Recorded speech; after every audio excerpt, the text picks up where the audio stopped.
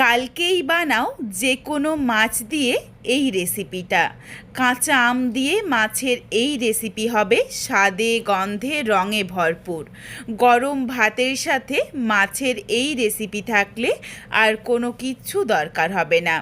অল্প মাছের মধ্যে পুরো পরিবারের জন্য খুব কম সময়ের মধ্যে এই রেসিপিটা একবার হলেও বানিয়ে দেখো, তারপর আমায় কমেন্ট করে জানিও যে রেসিপিটা তোমাদের কেমন লাগলো।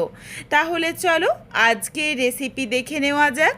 তবে রেসিপিটা কেউ স্কিপ করো না, স্কিপ করলে আমি কি পদ্ধতিতে রেসিপিটা বানালাম বা কখন কোন মশলার কিভাবে অ্যাড করলাম সেটা তোমরা মিস করে যাবে, তখন হয়তো খেতে এতটা ভালো হবে না।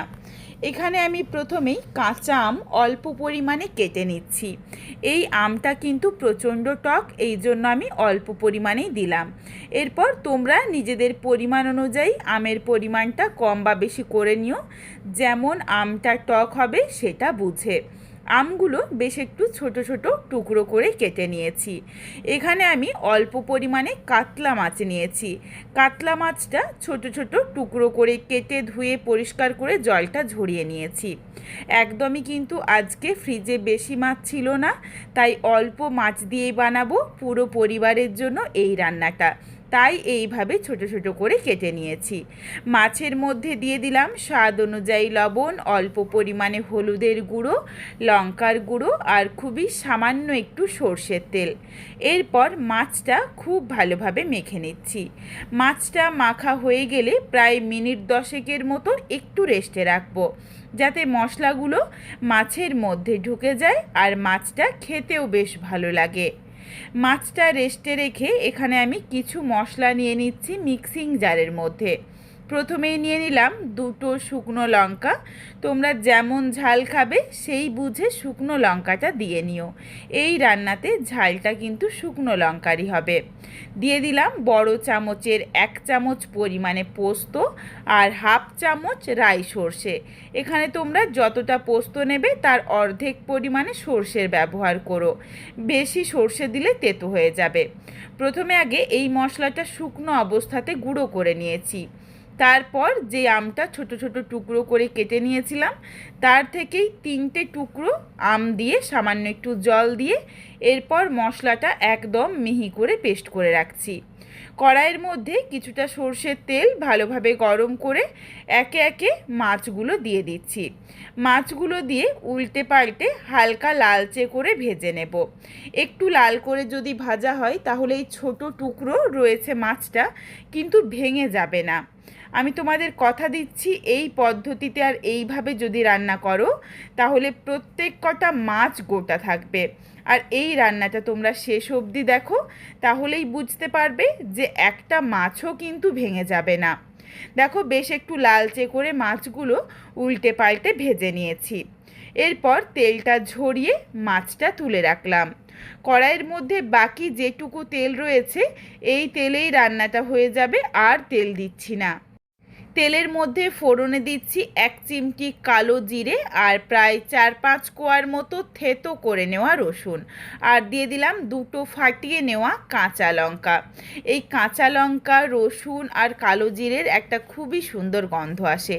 গ্যাসের ফ্লেম একদম লোতে রেখেছি। তারপর দিয়েছি সামান্য একটু হলুদের গুঁড়ো, অল্প পরিমাণে জিরের গুঁড়ো, ধনের গুঁড়ো। গুঁড়ো মশলাটা দেওয়ার সাথে সাথেই সামান্য একটু জল দিয়ে দিয়েছি যাতে মশলাটা পুড়ে না যায়। তারপর দিয়েছি অল্প পরিমাণে কাশ্মীরি রেড চিলি পাউডার। এটা দিলাম কালারের জন্য, তবে এটা সম্পূর্ণ অপশনাল, তোমরা চাইলে দিতে পারো, না চাইলে বাদ দিতে পারো। গুঁড়ো মশলাগুলো দিয়ে একটু জল দিয়ে নাড়াচাড়া করে কষিয়ে নিয়েছি। সুন্দর যখন একটা কালার এসেছে ছোট ছোট করে কেটে রাখা আমগুলো দিয়ে দিলাম আর দিয়ে দিলাম বেটে রাখা মশলা। এই বাটা মশলা দিয়ে কিন্তু কষানোর দরকার নেই, কারণ এটা বেশি কষালে তেতো হয়ে যেতে পারে।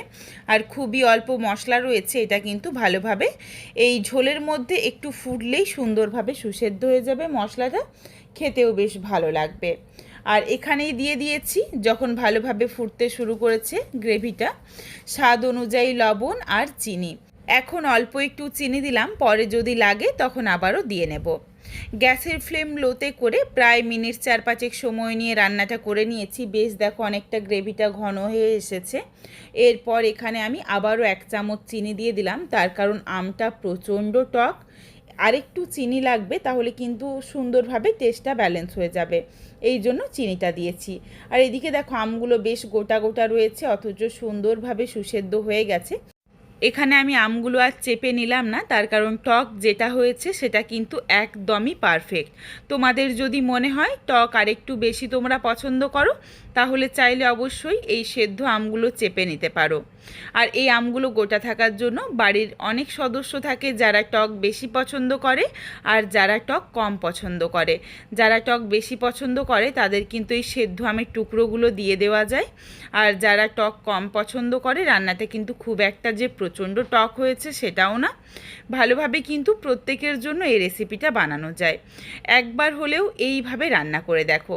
রেসিপিটা একদম রেডি, তোমরা যেমন গ্রেভি রাখতে চাও সেটা বুঝে রেখে দিও। এখানে আমি বেশ খুবই অল্পই একটু গ্রেভি রেখেছি। গ্যাসের ফ্লেম অফ করে দিয়ে দিয়েছি 1/2 চামচ পরিমাণে কাঁচা সর্ষের তেল। কাঁচা সর্ষের তেলের গন্ধটা কিন্তু বেশ ভালো লাগে এই রান্নাটার সাথে। নাড়াচাড়া করে মিশিয়ে নিয়েছি, ঢাকনা দিয়ে 5 মিনিট রেখেছিলাম স্ট্যান্ডিং টাইমে, যাতে এই সুন্দর সর্ষের তেলের গন্ধটা রান্নাটার সাথে থেকে যায়। তারপর দেখো রেসিপিটা নামিয়ে নিয়েছি। একদম দুর্দান্ত দেখতে হয়েছে, আর এই রান্নাতে কিন্তু গরম ভাতের সাথে দারুণ লাগে খেতে।